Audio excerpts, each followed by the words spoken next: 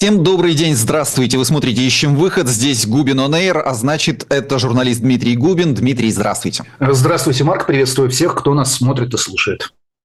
Я Марк Нуждин. Ставьте нам лайки и подписывайтесь. Это очень важно для нас. Еще у нас большая просьба ко всем вам. Я буду о ней напоминать по ходу сегодня. Пишите, пожалуйста, в комментариях на Ютубе, откуда вы. Во-первых, нам интересно, где нас смотрят и слушают. А во-вторых, мы потом будем смотреть, откуда вы. И, соответственно, ваши города, села, там, веси и так далее тоже пытаться включить в повестку. То есть вещать целенаправленно для вас, раз уж вы нам так помогаете, что мы продолжаем работать. Ну и давайте, у нас все как всегда на самом деле, единственное, что только с книгой мы не определились до самого конца. И, Дмитрий, если вы уже знаете, о чем мы будем говорить сегодня в плане литературно-просветительском, то просветите уж и меня. Да, это книжка, которую я не говорил уже на самом деле. Это книжка Томаса Манна «Слушай, Германия». В очень хорошем переводе Эбенаидзе, с великолепным предисловием, читая которую испытываешь целый букет чувств. И не всегда одни приятные. То есть, с одной стороны, влезаешь в шкуру Томаса Манна. «Слушай, Германия» – это радиообращение. Он уехал в Америку, получил американское гражданство, там записывал программы, которые затем транслировали на, уж я не помню, среднее, короткое или длинноволновом передатчике, прошу прощения, из Лондона, BBC. И он записывал такие коротенькие, они действительно коротенькие обращения, и ты влезаешь, во-первых, в шкуру Томаса Манна, ты понимаешь, да, может, кто-то не знает, это обращение в ходе Второй мировой войны к населению гитлеровской Германии. Да, совершенно справедливо. С одной стороны, повторяю, ты влезаешь в шкуру Манна, и ты понимаешь его отчаяние и бессмысленность, особенно читая все эти разговоры, все эти замечания, точнее, проговорки, что да, Гитлер может захватить Европу, он может захватить Советский Союз до Урала. Ну, потому что, извиняюсь, немцы стояли осенью 1941 года под Москвой. И вот ты понимаешь, эти негодяи, этот Гитлер, этот мерзавец, этот подонок, этот негодяй, это там постоянно у него повторяется. И ты понимаешь, что такие же чувства сегодня испытывают многие, наблюдая, например, за украинской войной. Это первый очень важный момент. И как он там любит Сталина в этой книжке, даже стыдно сейчас читать, но ты понимаешь, что другой надежды нет. Не было, точнее, тогда. Но там есть несколько замечательных. Во-первых, великолепное предисловие Игоря Эбенаидзе. Даже если вам не понравится читать военные радиообращения Манна, вот предисловие имеет смысл прочитать.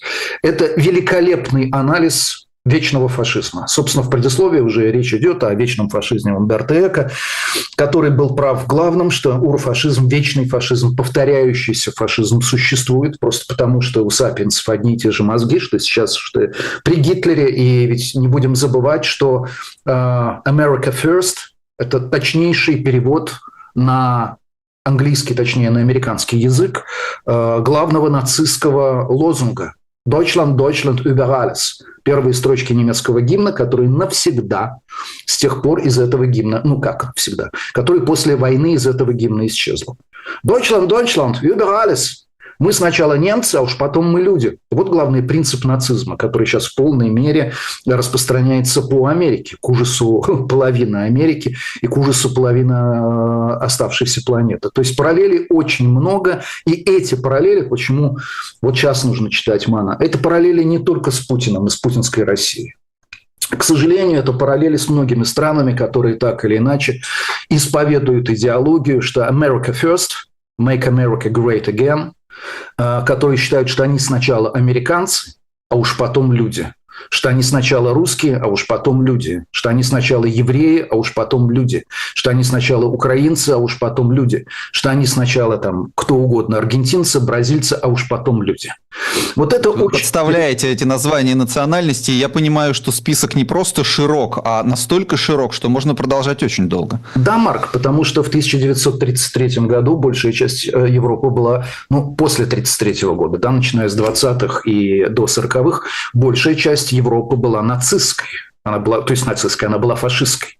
Есть разные варианты фашизма, и Умберто Эко в своем «Вечном фашизме» достаточно подробно это разбирает. Не он один, многие приходили к выводу, что Сталин и Гитлер – это крайнее проявление, в принципе, одного и того же. Но у Мана есть, если вы будете читать сами тексты, несколько оговорок очень важных. Я, например, подпрыгнул на вскользь походе упомянутом о том, что Гитлер захватил самую мощную страну, которая идеально вошла в индустриальный век. Я сейчас точно цитату не помню, но смысл вот такой. Германия действительно была той страной, которая, идеально, не идеально, но была самой мощной индустриальной страной. Почти такой же, как Америка. Работающие тогда, как часы железные дороги. Великолепные заводы Круппа. Дивное совершенно производство передовых технологий бывшей красильной фабрики ИГ Фарбен. Германия была самым передовым промышленным государством мира. И именно в этом успех Гитлера, что он умудрился забраться на идеальную индустриальную машину. То же самое, что сделал Трамп. Америка является сегодня самой передовой постиндустриальной страной. Самый интернет в цифровом и так далее плане развитый. И Трамп оседлал именно идеальную машину. Вот почему Томаса Мана важно читать, и не с его проклятиями Гитлеру, потому что мы с вами несколько раз говорили, что мы постоянно говорим о нацизме. О нацизме нужно помнить не за тем, чтобы осуждать прошлое. Оно прошло, и мы к нему живущие сегодня не имеем никакого отношения. О нацизме необходимо помнить, потому что он постоянно возрождается. И очень важно видеть его сейчас. И иногда это страшно, иногда это тяжело. Как только я называю страну на букву «И», на меня тут же обрушивается поток ненависти, брани, как я смел. А вот так и смел. Вот для этого 6 миллионов евреев и погибли, чтобы мы сегодня помнили о том, как это может возрождаться. И какая жалость, что нет рядом Ханны Аренд. Она моим проклинателям бы, я думаю, нашла, что сказать. Не случайно. И Ханну Аренд, эту великую еврейку, в свое время в Израиле прокляли. То есть, я попрошу вас в конце программы какую-нибудь цитату привести. А сейчас давайте приступим к основной повестке. Я единственное, что еще к аудитории обращусь опять с призывом. Давайте-ка напишите, откуда у нас вы нам пишете. Я пока... вот вижу Подлипки. Басмач пишет из Подлипок. Мытищи, здравствуйте. Сушич Клавдия. Это ник дамы из Мытищ. Большой вам привет. Погодите, Подлипки... Пишите. Марк, Подлипки это вас разыгрывают. По-немецки вы же знаете, как будет Подлипки. Нет, не знаю. Unter den Linden. Unter den Linden это и есть Подлипки. Улица, ясно, я думал, это Подмосковье. То есть чувак сидит в гостинице «Адлон», или хуже того, в русском посольстве, и пишет вам оттуда: я из Подлипок, я на Unter den Linden. Чудно, чудно. Давайте продолжим вот этот вот процесс. И, конечно же, я напомню, что в описании все подробности того, как вы можете нам помочь, и что нам ваша помощь очень нужна, как и всегда. И здесь же на экране, который вы видите перед собой, 4 QR-кода. Вы можете выбрать любой и сделать пожертвование с помощью мобильного телефона. Неожиданный вопрос у меня к вам. Глава Центра избиркома Элла Памфилова была вызвана повесткой в суд на дело бывшего сопредседателя движения «Голос» Григория Мельконьянца. Кстати, она о нем отзывалась достаточно хорошо, говорила о том, что его организация помогает выявлять Центр избиркому какие-то огрехи в выборах. Ее вызвали в суд повесткой, на что она ответила, что не может ничего нового сообщить по сути рассматриваемого дела и не может прибыть, поскольку у нее высокая занятость. В связи с этим политолог Михаил Виноградов пишет: предпочла не приходить в качестве свидетеля, наверняка стремится тем самым предотвратить административные воздействия на судей. А Алексей Венедиктов удивляется: а что, так можно было? То есть загруженный график, в суд прийти некогда, так об этом и написать. Почему Элла Памфилова не хочет сказать: да пусть она его в конце концов осудит, но хоть как-то выступить в суде, даже когда ее туда вызывают повесткой? А почему Трамп, Маск и прочие Венс призывают, спрашивают, нужно ли уволить всех судей, которые не согласны с величайшим выбором американского народа, с избранием сверхгениального и гениальнейшего Трампа? Там позиция очень простая. Всех, кто не согласен с Трампом, всех судей, нужно ликвидировать. нужно уничтожить. И для них судья -то только тот, кто лоялен Трампу. Но в России все то же самое. Марк, вечный фашизм принимает разные формы. Фашизм принимает разные формы. Кстати сказать, для меня было маленьким удивлением, почти потрясением, что Владимир Пастухов, видимо, испытывая примерно то же самое, что Томас Манн, на твоих глазах творится невозможное, а ты не можешь ничего с этим поделать, ты не можешь никак это остановить, написал коротенький пост, который сводился к тому, давайте называть вещи своими именами, в мире фашизм. У нас нет другого термина, более удачного, чем фашизм. Фашизм, то есть мы знаем, что такое нацизм. Если ты для себя говоришь, я сначала, вот то, что я сказал вначале, я сначала русский, американский, там какой угодно, и только потом человек, значит, все, ты нацист. Там другого просто признака нет. С фашизмом сложнее, он принимает много форм. Но одна из форм фашизма всегда была уничтожение права как такового. Поэтому Элла Памфилова с превеликим удовольствием, так сказать, похрюкивая, принимает участие в этом свинарнике. Право при Путине уничтожено. Суды и судьи существуют только для своих. А она у нас княгиня, как минимум. Нет, княгиня-то ей жирновато, но графиня.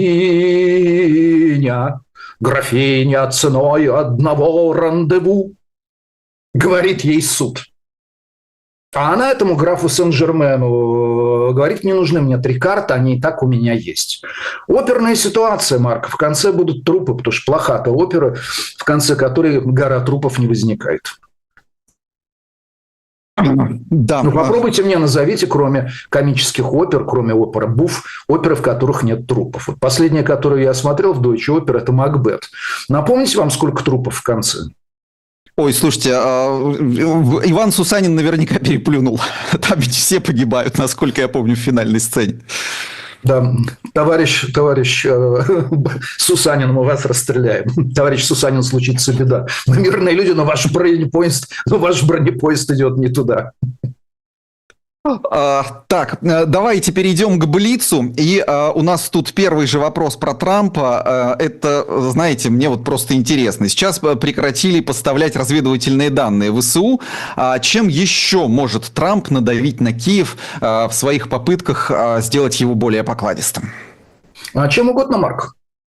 В принципе, ведь это не было вложение денег, передача разведданных со спутников. Снимки все равно делаются, спутники все равно летают. Этими данными с Украиной можно делиться, либо не делиться. Трамп – это делец. То есть все, что поет Трамп, вы извините, но вы же знаете мою любовь к опере, да? Добро и зло одни, мечты. Это ария Германа. Что там? Это там сказки для бабья. Сегодня ты, а завтра я. Пусть неудачник плачет, кляня свою судьбу. Вот это ария Трампа. Добро и зло одни мечты. Ничего не существует. Не существует правил, не существует права. Существует потребность в конкретной сделке. Трамп делец. Совесть сделкам мешает. Кто занимался бизнесом, тот это знает. И поэтому он смотрит на все как на сделку. Все, что приводит к сделке, это хорошо и одобряемо. Все, что не приводит к сделке, это осуждаемо. Поэтому, кто сейчас мешает? Сейчас мешает Зеленский. Да? Приехал в Белый дом, сорвался, наговорил то, чего никогда Трамп в жизни не слышал, и бедняжка Венс. Уехал обратно, потом пошел на попятную. И вот он будет выкручивать руки. Нужно будет, кости переломает. Нужно будет пробивать своего президента. Порошенко или, значит, эту еще одну красавицу, графиню с прической типа Хала на голове. Или Арестович, вон есть под рукой совершенно замечательно. Его будет пиарить спокойненько латынно. Трамп может пойти ради сделки на что угодно. Следующий вопрос о том, на что могут пойти единороссы. Вот в Мурманской области они в честь 8 марта матерям погибших участников войны в Украине подарили мясорубки. Вот я не знаю, о чем это говорит вообще? Что в головах у этих людей, что они хотели сказать? Марк, в головах у них нет мысли об иронии, то, что участвующий в войне участвует в мясорубке, который там и будет перемалывать эти сотни тысяч людей, потому что еще давайте подождем, когда обрубки вернутся. Люди, которые без рук, люди, которые без ног, полные инвалиды и так далее. При Сталине их всех там на Валаам вышвырнули. Что вот с ними будут сейчас делать? Как они будут себя вести? Помните этих афганцев, которые в тельниках, значит, в форме ездили по вагонам метро и без ног, и там просили «подайте ветерана». На самом деле, но это не тот случай. На самом деле, Марк, Путин, он тянет страну в прошлое.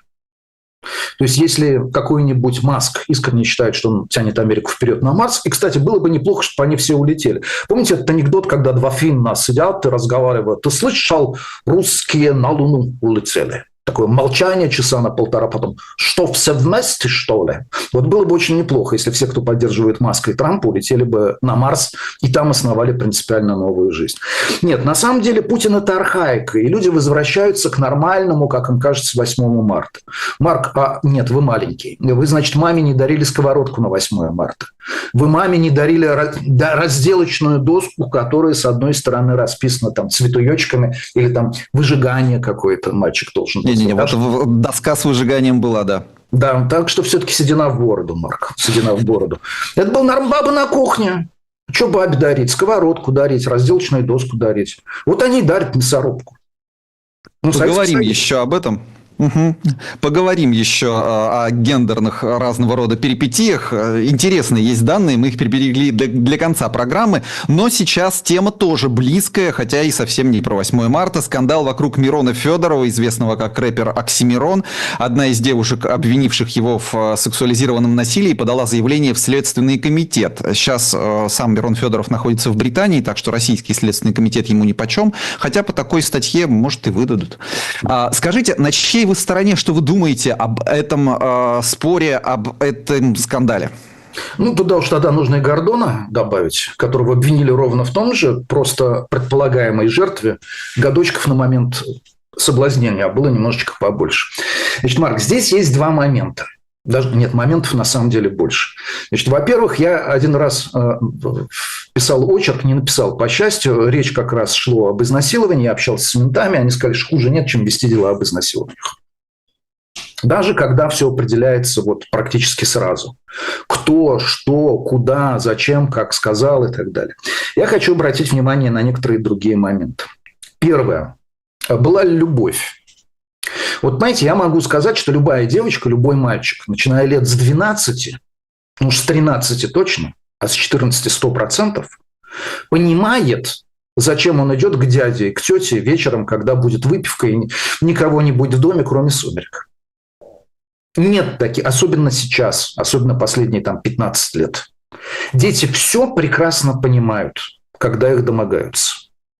Если они идут, есть другое. Они влюблены. А когда человек влюблен, он дурак. Но человек превращается в дурака влюбленного в любом возрасте, когда он испытывает это чувство. Я знаю такие кошмарные истории со взрослыми мужиками, которые втюривались в юненьких курочек, которых просто раздевали до копейки, которых потом шантажировали и все на свете. Потому что были как пацаны влюблены. Вот это очень важный первый момент. Второй очень важный момент. Между «да» и «нет» всегда лежит серая зона. Всегда из зоны... Давайте добавим время. Давайте, это важно. У нас хотят, чтобы было, вот, так сказать, в любой гендерности, в старой, доброй, классической, когда должна, как Жванецкий говорил, А, лежать смирно, и Б, я уж там не помню, что он говорил, но по нынешним временам явно некорректное. Да? Вот, в каждом мужчине есть чувство ритма, нужно только ему разрешить. Вот мужик сверху, баба снизу, ее задача молчать, а потом на подаренные мясорубки прокручивать котлеты. Вот между этим вариантом и вариантом сегодняшним, когда вот слово «да» чуть ли не у юриста должно быть, чуть ли не у нотариуса заверено со стороны женщины, есть огромная зона, которая, собственно, и составляет основу всей мировой литературы и половину искусства. Когда «нет» означает «может быть». Когда второе «нет» означает «да, я жду». И вот здесь всегда, когда и тот, кто влюблен, он же ловит все. Он же каждое «нет» воспринимает как «да». А иногда он очень точно, он лучше человека, отказавшего, понимает того, что тут на самом деле согласен и хочет, но боится. А потом, когда флер любви проходит, а проходит он в среднем через 3 года, прошло 15 лет. Господи, я этого козла Оксимирона? Как я могла? Вот что меня очень смущает. Что опошляются очень сложные, очень противоречивые, очень непростые, очень достойные воспевания вещи. Они уплощаются до абсолютнейшей пошлости. Типа, ах, я была 14-летняя девочка, он меня, негодяй, соблазнил. Повторяю, что там было на самом деле, я не знаю. Но я нарисовал... Пускай следствие разбирается. Спустя 15 лет? Спустя 15 лет? Марк, сколько раз я доверял своей памяти, и мне казалось, что я точно помню там детали какого-то события. А потом находил дневниковые записи и говорил себе, Господи, Боже мой, я же все придумал. Мы вспоминаем не события, мы вспоминаем свою память. Вот почему я с огромным скепсисом отношусь ко всем заявлениям об изнасиловании, сделанных спустя 15, 20, 50 лет. Я жду, когда они посмертно начнут появляться. Это не значит, что гадости не было. Но это значит, что спустя 15 лет установить истину практически невозможно. Нам Spirit Basil, если я правильно ставлю ударение в слове Basil, пишет: и вас развели на этот хайп, печально, ищем выход. Мы не хотим в стороне оставаться от хайпа тогда, когда нам есть что сказать. Но говорим мы то, чего не говорят другие. Оставайтесь с нами. Идем дальше. И следующий пункт у нас... Ну, тут уже прям, мне кажется, юмор. Россельхозбанк замаскировал свое новое приложение в App Store, назвав его «Учет надоя». Это для того, чтобы его не удалили оттуда, потому что все-таки банк-то под санкциями. Очень забавная корова там. Можете считать рекламой, если кому нужно надой, посчитать бога ради. Что у нас впереди на этом пути? Кто подо что будет маскироваться дальше? Ну, конечно, хочется поинтересоваться, сколько удалось надоить с каждого члена правления Россельхозбанка. И доили их вручную или все-таки прибегали к механизированным современным методам из магазина «Розовый кролик». Вот. Но меня удивляет другое. Люди почему-то считают, что ой, как мы смешно придумали, ой, какую мы козу показали Apple Store, Google Market и так далее, и так далее. Но все же это вскрывается. На самом деле. Вот что меня удивляет. Потому что в цифровую эпоху следов намного больше, чем в доцифровую. И я впервые стал относиться с интересом к некоторым людям, пиратам, анархистам американским, с которыми я знаком, поэтому имена их произносить не буду, вдруг им при Трампе будет очень несладко. Которые приезжая в Москву, мне рассказывали, почему они пользуются только кэшем, как они шифруют, почему они вручную покупают билеты до сих пор и так далее, и так далее, и так далее. Потому что остается гигантское количество следов. Да, как говорили в государстве великий Бенин, кожура банана, съеденного под водой, всплывает на поверхность. Я вижу, к нам присоединяются новые люди. Пожалуйста, пишите, откуда вы. Мы потом прочитаем и изучим географию наших слушателей, зрителей.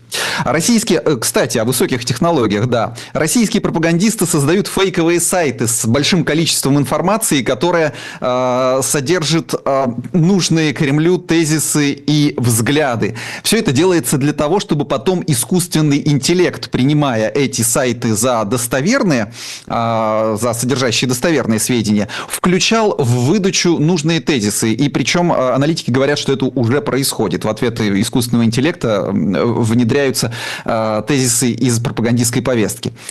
Опять же вопрос, что дальше? Это вот тот самый дивный новый мир у нас наступает? Нет, Марк, это называется дворовое воспитание. На самом деле. Потому что информацию ты можешь получать несколькими способами. Можешь получать от дворовых приятелей. И они, конечно, тебе такое расскажут, что мама не горюй. Можешь изучать, если мы уж начали с темы нежной, ты можешь уже нежную тему по профильному видео изучать. Профильное видео хорошо тем, что это всегда сказки со счастливым концом. Но не нужно это повторять в домашних условиях. Это не обучение. Но если вы хотите чему-то действительно научиться, нужно учиться не peer-to-peer, да, peer-to-peer, ровесник ровеснику, а нужно учиться у людей, которые имеют основания быть учителями. Вот поэтому в отношении искусственного интеллекта, повторяю, у меня очень и очень много вопросов, именно в силу той причины, которую вы написали. Если искусственный интеллект сам себя обучает не со стороны экспертов, а со стороны всех принимающих в этом участие, вы получите картину мира, которая будет далекой от реальности. Искусственный интеллект вам будет говорить, что круглость Земли не доказана. Потому что вдруг плоскоземельщики создали огромное количество сайтов. Я с этим сталкивался, повторяю, при планировании поездок. И вот огромное количество информации там было просто лживой и в лучшем случае неточной. Поэтому, да, вот это бага или фича, вот это я не могу понять у искусственного интеллекта. Но, повторяю, если он будет получать информацию о всех на основании его делать какие-то выводы, то ничего хорошего не получится. Ну, а пока мы видим, что за периодом большого оптимизма относительно применения искусственного интеллекта везде, и что он заменит людей в каких-то профессиях, наступает, по-моему, понимание, что он искусственный, но не интеллект. Ну, Марк, я даже прочитал рассказы, как бы там написанные от имени Зощенко. Мне они не показались совершенно зощенковскими. Слабое место – это сотворение нового. То есть сделать написать статью как Губин или провести эфир голосом Нуждина и как Нуждина – это в общем не очень большая проблема. Но создать что-то принципиально новое – вот это, насколько я понимаю, для искусственного интеллекта проблема. Потому что он способен анализировать, объединять, учиться там на каких-то ошибках. Видимо, особенно это хорошо работает для компьютерных программ. Тут я не спорю. Но осуществлять новый прорыв, то есть создать компьютер на пустом месте, скорее всего, он просто-напросто этого не может. У него с повторами у него хорошо, с напусканием тумана хорошо, с креативностью, но я пока не вижу принципиально новых вещей, которые были созданы искусственным интеллектом. И как раз о принципиально новых вещах для российского общества, во всяком случае, мне показалось очень интересным вот какая штука. Опрос в ЦИОМ показал, что в России побеждает гендерное равноправие. За 15 лет, с разницей в 15 лет были взяты два замера, оказалось, что, несмотря на пропаганду традиционных ценностей, гендерные различия сглаживаются. В мужчинах все больше ценятся традиционно женские качества, ставим это в кавычках, верность, забота, душевность и так далее, а в женщинах ценятся традиционно более мужские, опять же в кавычках, качества, ум, самостоятельность, порядочность и т.д. Это, кстати, к 8 марта, но мы в конце еще вернемся к этой теме. Как бы вы это прокомментировали? Марк, ведь все гендерные изменения, тут я марксист абсолютно, они надстройка над неким индустриальным, индустрии уже нет, над неким базисом экономическим. Величайшее изобретение, я даже знаю одного композитора, который придумал прокси-композитора, который писал, который якобы жил в Харькове после войны, был подпольным, и он писал принципиально новую музыку. До которой Штокхаузену и Шенбергу было, в общем, далеко. И одна из его музык была, по-моему, у него все было 8 мелодий, посвященных величайшим событиям в жизни человечества. И одно из величайших событий человечества, которое отметил этот композитор, придуманный, это выпуск стиральной машины «Вятка-автомат». Я действительно считаю стиральную машину величайшим изобретением человечества, потому что, Марк, вы маленький, но я-то помню, когда-то субботу проводил за замачиванием белья в ванной. Значит, там же еще должны были эти деревянный плотик стоять поперек ванны. На нем должны быть тазы, а сверху веревки, на котором это сужится. И не дай бог, ты засмотрелся, и у тебя цветное, оно слиняло на белое. И все, это, конечно, катастрофа. А потом это нужно в ванной полоскать, потом выкручивать и так далее. Стиральная машина, посудомоечная машина, мультиварки, кухонные автоматы. То есть все это превратило в готовку, во-первых, высокотехнологичное дело, а мужики на технику падки. Во-вторых, дало большое количество свободного времени для этого. Я привожу пример с готовкой, потому что мы там заговорили о мясорубке и так далее. Одно дело, когда ты вручную крутишь, а другое дело, когда у тебя электрическая мясорубка. Разница все-таки существует. И, конечно, мужчины пошли на кухню, потому что сегодня в гараже делать нечего. Сегодняшняя кухня для мужчин – это замена вчерашнего гаража, где ты копался в кишочках «Жигули копейки». Вот что-то такое. А женщина, почему бы и не взять в руки дрель, например, если этот козел все равно готовит с утра до вечера свои поганые котлеты, а тебе нужно картинку в рамочке повесить. Так что это нормально. Это да, и, кстати, не убьешь. И, кстати, вы уж упомянули дрель, так вот здесь на самом деле большое количество разного рода приспособлений и механизированных приспособлений для домашнего ремонта делают его процессом, который не требует больше физической силы, что также позволяет проявить и вкус, и способности, и все, что угодно. У нас середина программы. Я напомню, что нам... Ох, какое красивое число! 200 лайков я вижу. Давайте. Нам очень нужны ваши лайки, потому что они позволяют продвигать программу в выдаче. И не забывайте писать нам, откуда вы. Нам пишут, что Земля имеет на самом деле форму геоида. Это вот в связи с плоскоземельщиками и искусственным интеллектом. Вы упомянули плоскоземельщиков, да, и вот...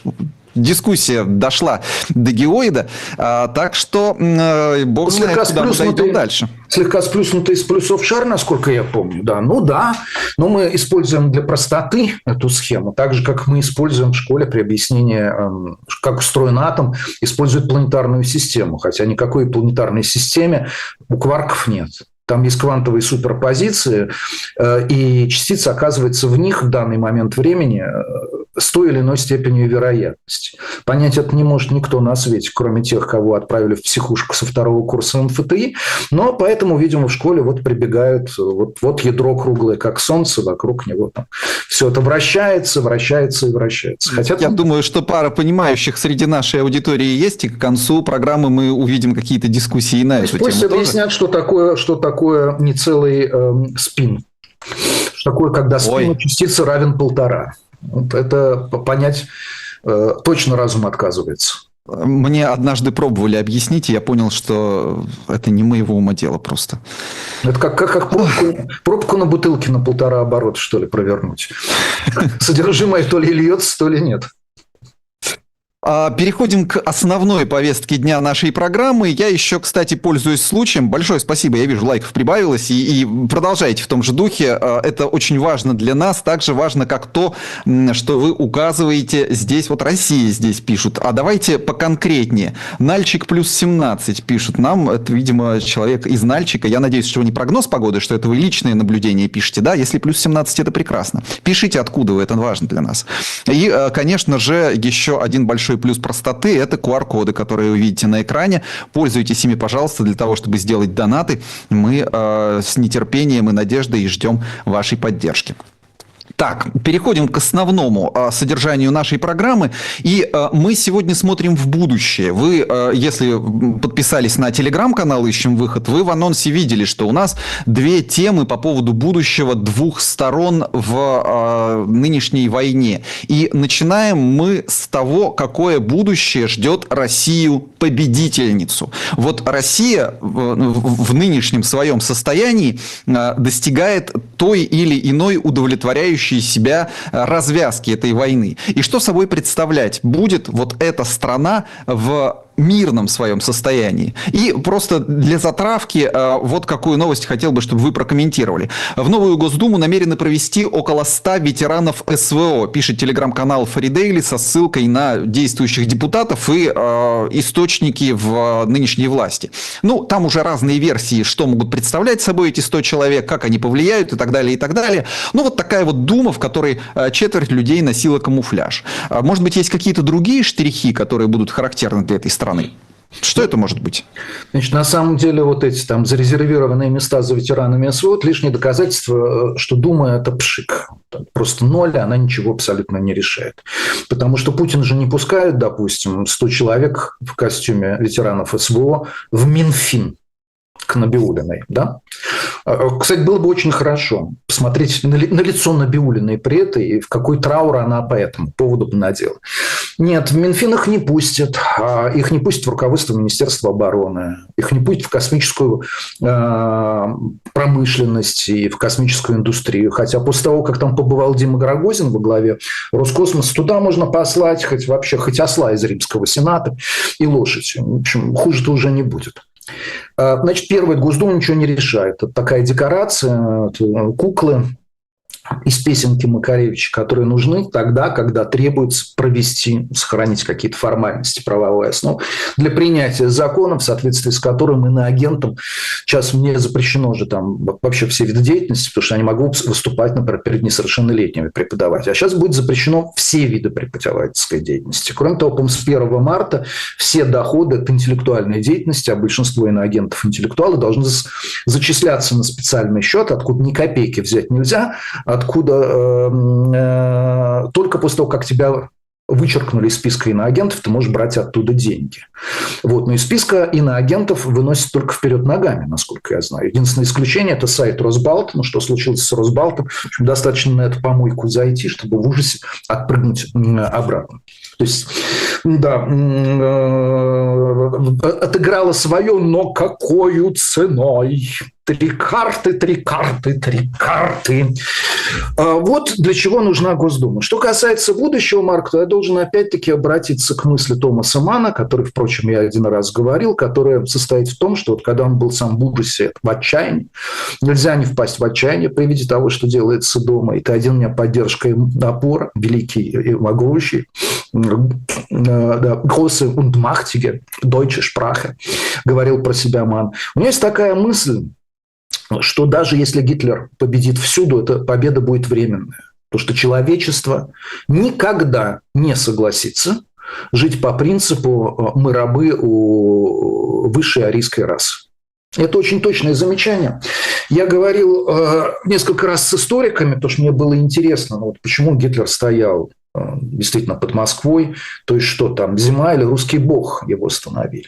И несколько очень серьезных историков, занимающихся историей нацизма, мне говорили, нет, вообще вот колебания между Сталином и Гитлером, вот эта стрелочка, там знак равенства в принципе можно ставить, точнее приблизительно равно 2 волны исхления, потому что все-таки идеология Сталина была менее людоедской. Сталин то есть он творил, это как Быков потом сказал, в Советском Союзе были ужасные дела, но прекрасные слова, а у Гитлера не было даже прекрасных слов. И поэтому он проиграл. Так вот, человечество никогда не согласится жить по-путински. И то человечество, которое впитало в себя христианскую культуру, никогда не согласится жить, как хочет этого негодяй Трамп. Никогда.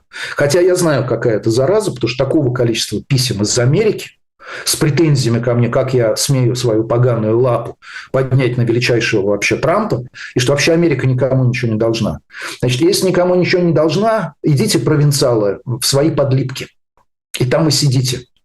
Потому что цена билета в партер всегда будет отличаться от стоячих мест на галерке с плохой видимостью. Если вы хотите быть на галерке, пожалуйста. Но это значит, что Америка со своим влиянием, со своими идеями не будет больше влиять на судьбы мира. Ну, собственно, с этими идеями на судьбы мира лучше не влиять. Поэтому, действительно, я попросил Америку на выход из Европы. Вот в чем проблема. Я маленькую ремарку. Большой привет подлипкам. Отличное место на самом деле. Это фигурально мы по поводу подлипок. Нашим всем слушателям и зрителям из подлипок. Тиргартен, вот. Бранденбургские ворота, Наунтер-дер-Линден. Все рядышком, да. Я хотел бы уточнить вот какой момент. Вы говорите, мир не согласится жить по-путински, а Россия согласится жить по-путински в обозримой перспективе? Хороший вопрос, да. Потому что вся история, а когда в истории России было хорошо? Было там несколько всплесков, очень маленьких, очень коротких. Ну, хрущевская оттепель, то Хрущев в манеже во время хрущевской оттепели можно вспомнить. Ну, с февраля по ноябрь 1917 года.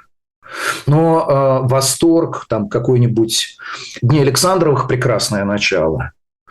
И плюс там реформа Александра II, юридическая, судебная реформа прежде всего, а затем, соответственно, освобождение крестьян. Но все остальное – это ужас. Дело в том, что Россия, русские относятся к тому типу народов, у которых тип борьбы за выживание, потому что человечеству главное выживание. Ну вот поэтому мы и живы пока на планете. А уж каким путем Иосиф, проданный в Египет, не мог сильнее тосковать, это уже не важно. Это уже не важно. Так вот, если страны Запада и вообще христианские страны, у них способ отстаивания прав гражданских, личных, да и христианских. Это борьба, в том числе и с собственным государством. То русские – это пластилин. Русские притворятся кем угодно. Им скажут быть дерьмом, из пластилина можно какашку слепить вполне себе. Но у пластилиновой какашки, как и у обычной, есть одно очень большое преимущество. Ее невозможно убить мечом. Когда ты мечом бьешь в дерьмо, ты только измажешь меч. А дерьмо дерьмом останется. И оно будет жить. Вот способ русских – это быть пластилином. Какими нам говорят, такими мы и будем. Нам говорят, у нас тут свобода, мы Европа. И опа, в 90-х годах в городе Иваново, меня собираются туда отправить в командировку по этому поводу, было открыто, по-моему, 8 гей-клубов в провинциальном городе Иваново. Нормально, в городе невеста. Скажут вам, что это ужас, и Госдума будет запрещать, устанавливать список игрушек, разрешенных к употреблению в детском саду. И русские опять, да, конечно. И пошли к чертовой бабушке все радужные единороги. И сама радуга, кстати сказать, полетела туда же, как злостный символ. У русских это такой способ выживания. Я не настаиваю на том, что это уникальная страна в целом для мира с таким типом поведения, но уникальная для тех стран, которые относятся к западной культуре. Русские, конечно, будут учить нихао и вуайни, но как-то вот эмигрировать в Китай они не очень пока что собираются жить по-китайски. И русские себя массово относятся к европейскому типу культуры. Но вот на фоне других европейских стран, на фоне поляков, например, уже это Восточная Европа, которые там восставали сколько раз, 3 раза Польшу делили, да еще как делили, но все равно поляки несли эту мечту о свободе. Вот на фоне европейских стран русский тип выживания, то есть полная покорность и выполнение формально любых внешних требований при, секундочку, сохранении своих собственных внутренних, вот они остаются. Это как, да что угодно. Скажешь, все, больше не пьем, у нас сухой закон, как-то Горбачев. Все, да, конечно, Михаил Сергеевич, виноградники вырубаем. А дома мы дрожжи добавляем в 3-литровую банку с яблочным соком, надеваем на нее перчатку и, значит, получаем бражный набор «Привет, Горбачев». Да, вот это вот ручки поднятые в одобряющем жесте в любом сарае рядами на 3-литровых. Безалкогольные свадьбы на бутылке в бачке в навесном в сортире охлаждаются. Да. Слушайте, а как в этой ситуации относиться к дезертирам, в частности из российской армии, которые бегут, они же вроде как присягу давали? Ну, присяга, данная под давлением, присягой не считается, Марк. Возьмите всю историю русской культуры, всю историю Древней Руси.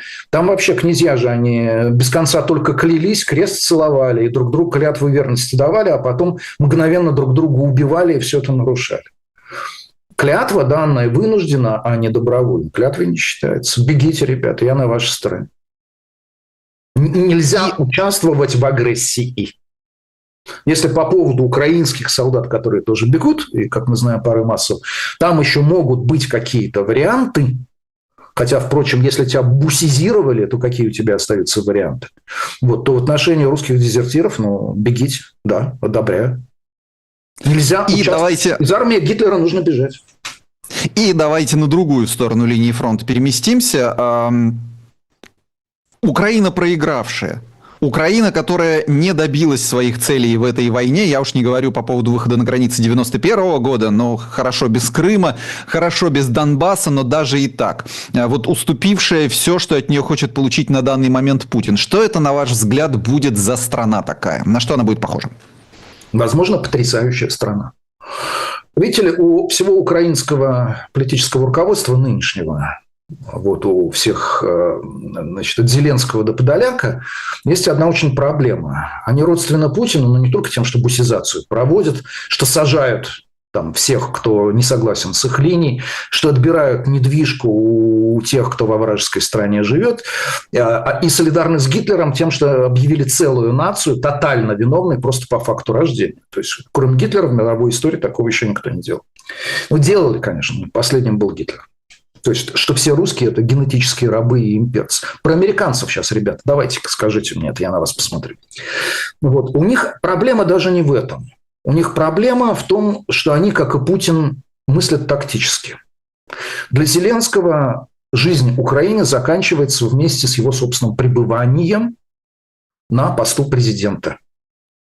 То есть он себя настолько, он Зеленский настолько есть Украина для себя, что он дальше не смотрит. Что может быть? А дальше может быть все, что угодно, потому что Польшу, Речь Посполитую, Польшу трижды делили. И тем не менее, как феникс из пепла, смертью смерть поправ. Вот она существует. Очень интересная страна. Там, надеюсь, буквально через пару недель буду. Потому что мне действительно Польша очень интересна. Не нужно смотреть... И вот этот тактический взгляд на вещи, да еще с невероятным совершенно гонором и говором, вне реальной оценки экономической и себя, и напавшего на тебя агрессора, происходят жуткие вещи. Вот, Марк, даже вы называете поражением то, что в конце февраля или в начале марта 2022 года считалось бы победой. Абсолютно все от американской разведки до меня были уверены, что сегодня в 5 утра бомбим Киев, а в 21:00 Газманов прыгает мелким козликом по Крещатику с микрофоном в руках, что, в общем, это недалеко от истины. Мы все думали, что Киев падет. На самом деле. Поди, раздался крик морозной пылью серебрится его бобровый воротник. Вот у Путина воротник серебрится. Потому что Владимир Владимирович обосрал все со своей величайшей армией в мире, или там армия номер 2. Выяснилось, что эта армия за 3 года войны не может взять Киев. Она даже не может взять полностью 4 области. И это еще недавно считалось бы победой.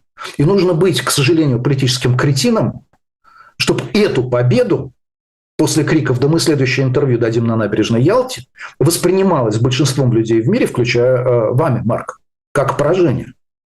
На самом деле стоит только отмотать время назад, переместиться в март 2022 года, и то, что мы называем поражением, это является победой. Путину не удалось лишить Украину политической субъектности. Русским войскам не удалось пройти по Крещатику. Да, захвачено 20% Украины. Давайте посмотрим, из чего вообще состоит Украина. Из чего же сделаны люди в Лемберге и из австрийцев, и из венгерцев, и так далее. Страны меняются. А Германия сколько потеряла после Второй мировой войны? И я сейчас не про Кёнигсберг. Она потеряла всю Восточную Германию. Вот сейчас объединились, выяснилось, радовались рано. Политическая граница во взглядах, предпочтениях проходит ровно между ГДР и ФРГ, по крайней мере, к отношению к альтернативе для Германии, к поддержке Трампа и так далее, и так далее. Но, повторяю, будущее не кончается завтрашним днем. Мне конечно, безумно интересно, сумеет ли Трамп свернуть голову американской избирательной системе. Он это будет делать. Вот как я прогнозировал, Марк, что он будет сворачивать, например, голову американской системе образования иерархическому. Посмотрите, что происходит. Как он говорит, те студенты, которые не согласны с Трампом, иностранные, должны быть высланы. А в тех университетах, где студенты с ним, с великим Трампом, не соглашаются, должно быть полностью остановлено все финансирование. То есть это мразюга Венс приехал к нам в Европу поучить нас свободе слова. Говоря, цитируя слова Джо Байдена по поводу одного президента одной страны, я могу сказать по поводу Венса и Трампа. The biggest fucking asshole in the world. Давай, Легия Хиллбилли. Не будем переводить на русский. Я думаю, что все знают достаточно для того, чтобы понять, о чем идет речь. Я вот что хочу у вас еще спросить буквально в 2 словах. Скажите, пожалуйста, а может ли быть будущее Украины свободным и счастливым? Вот исходя из нынешних предпосылок после заключения мира, я не знаю, Зеленским или кем-то еще. Или это бег по кругу, как и все другие постсоветские республики, кроме Прибалтики, очередные разборки очередных олигархов, очередные президенты, непонятно откуда взявшиеся, непонятно до каких пор правящие и так далее, и так далее. Марк, почему нет? Страны меняются порой кардинально. Как изменилась Европа после 30-летней войны? А французская Жиронда со своими убеждениями. Французский не просто монархизм, французский абсолютизм. Куда он делся? И кто бы нам сказал во времена расцвета французского абсолютизма, что в этой стране будет череда демократических революций? Может быть, да, свободная Украина может быть.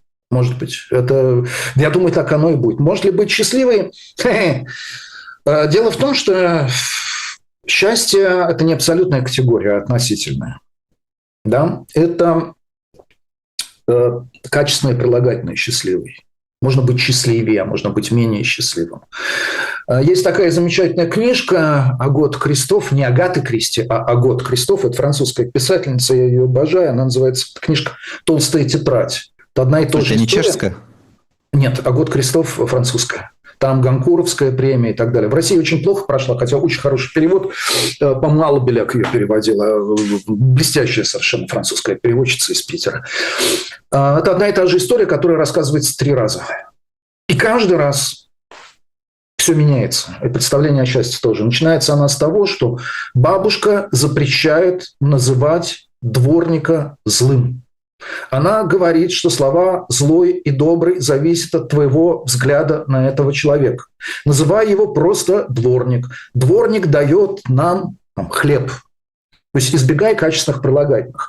Очень трудно быть счастливой страной, когда другие страны, скажем, тебя богаче или технически более развиты. Вот что сможет сделать Украина в этом смысле?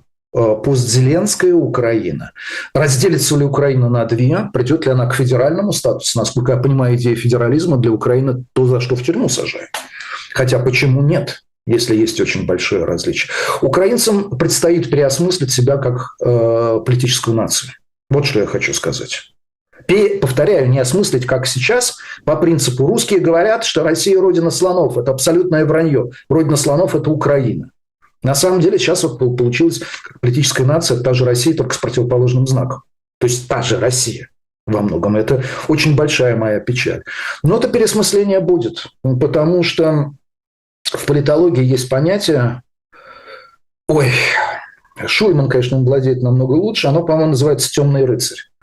То есть это те страны, которые оказывают на тебя наибольшее влияние. Да, Украина разрывается между 2 темными рыцарями, между путинской Россией и между Западом. Но, во-первых, путинская Россия тоже может себя исчерпать как проект. То есть вот эта идея с населением пластилином и с этим начальством, которое... Россия – это самооккупированная страна. Начальство там всегда ведет себя как оккупант. Это не моя мысль, это мысль Ходорковского, его, по-моему, первый текст, который он с зоны прислал.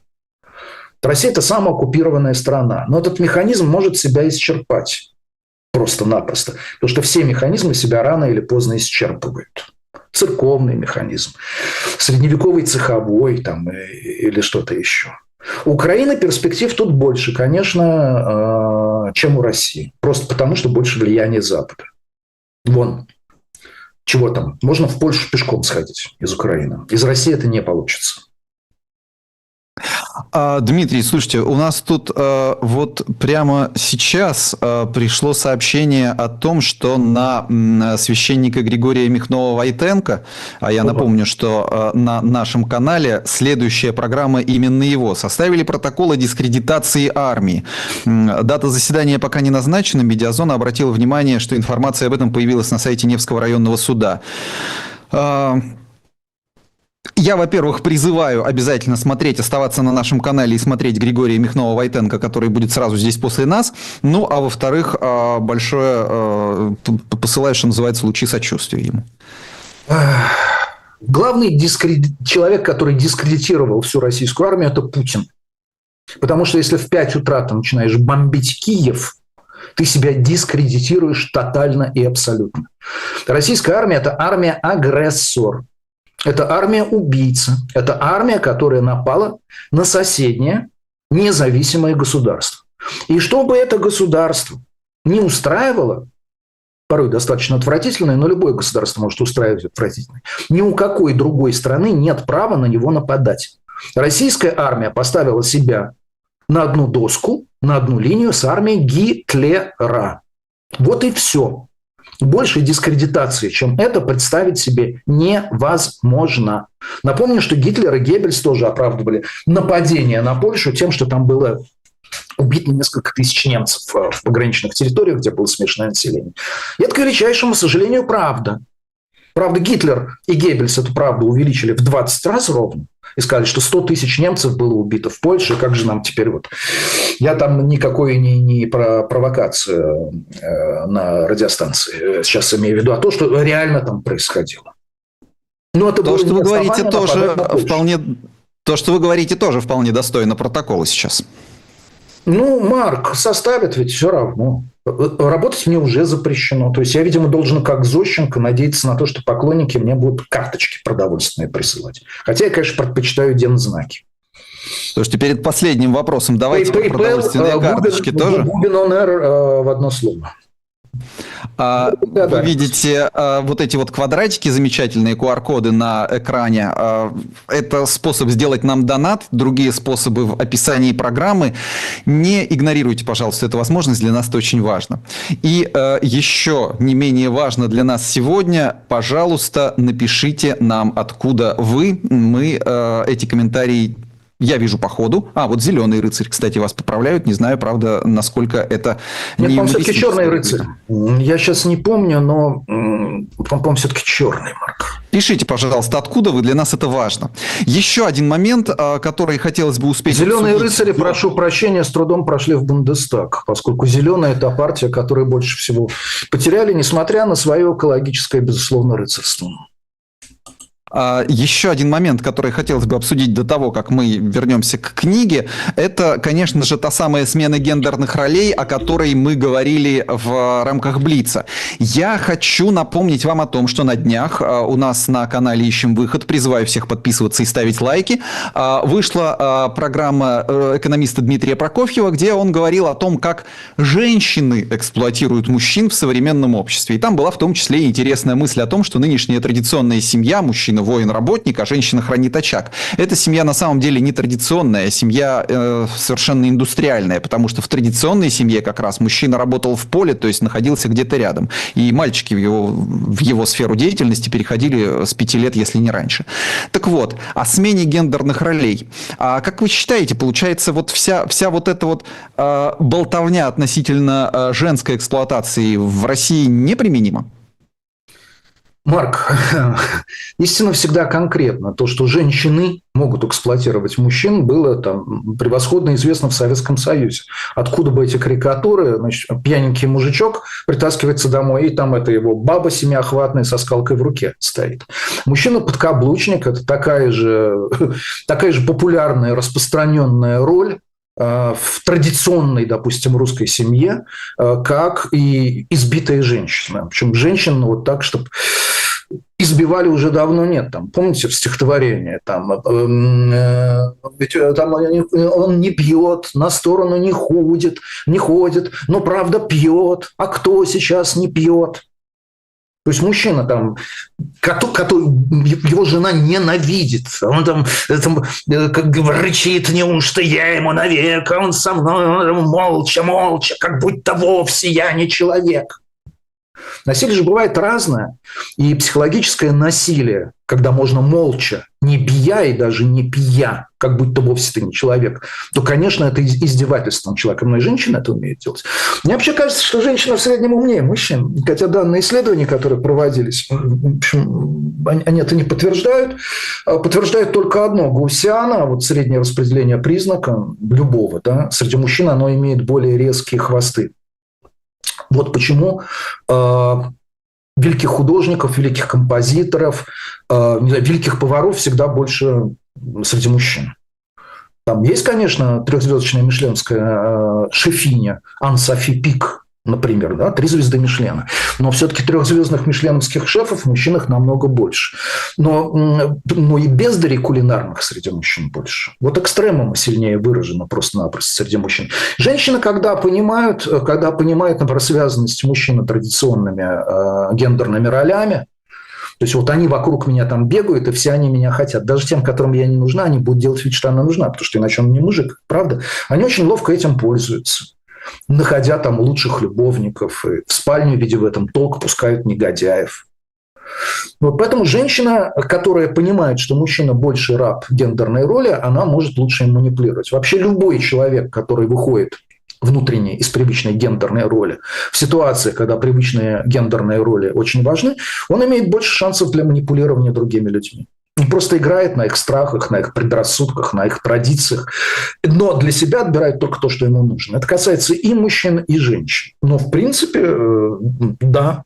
Вот с учетом того, что в среднем среди женщин вот такой бытовой ум распространен больше, чем среди мужчин, да, мне кажется, женщина более манипулятивна. И как женщина может словом издеваться? Ой, как может унижать. А когда мужик на нее набросится с кулаками, тут же снять показания под протокол. Вы фактически говорите о плюсах эмансипации сейчас. Я говорю о вариациях эмансипации. Потому что... Слушайте, и давайте, у нас 30-40 секунд есть на то, чтобы закончить цитатой из Томаса Манна или напоминанием о том, почему эту книгу нужно читать прямо сейчас. Марк, 30 секунд. Однажды мы с женой, когда я был в первом браке, прибежали в Ялте в музей Чехова и сказали, у нас только 30 минут. И нам злобно сказали, на 30 минут, зарубите себе на носу, к Антону Павловичу в гости не заходит. Ой, не знаю, какая. Беру первые попавшиеся из Томаса Манна. За 30 секунд его не цитирую. Гитлер – это хаос. Свержение Гитлера – единственное средство спасти Германию. Повторяю, это не удалось. Знаете, зачем еще важен Манн? Потому что он же ведь отказался вернуться в Германию. И конец книги – это статьи, где Манна просит вернуться, его отказ вернуться и обвинение, что он такой плохой, а мы здесь тоже страдали. Вот когда читаешь эти последние тексты из книжки «Слушай, Германия», ты понимаешь, что будет в России после Путина. Когда вот писатели, вошедшие в Союз писателей Мединского, говорят, да, нас не печатали, мы не входили в рекомендованные списки, вы там отсиживались в тепле, в благополучной эмиграции, а мы рисковали собой и должны были все это терпеть. Ну, ребят, хотите кушать дерьмо, кушайте дерьмо. Что я могу сказать? Да, в России я понимаю, почему Манн не вернулся. Потому что вся Германия была в брызгах, отнюдь не шампанском. Даже те, кто не стоял непосредственно под струей, кто не мочился на немецкую культуру, все равно на них закапало. В России будет то же самое. Поэтому, повторяю, Россия, как отсталая страна, будет повторять вековой давности путь Германии. А вот что будет с Америкой, неизвестно. Очень надеюсь, что ноги все сломают. Грустный прогноз, но заканчиваем на том, на чем удается нам закончить. Марк, других прогнозов спасибо. У меня для вас сегодня нет. Да, будем ждать лучших времен, когда они появятся. Да, всего привет, хорошего. До свидания. Счастливо.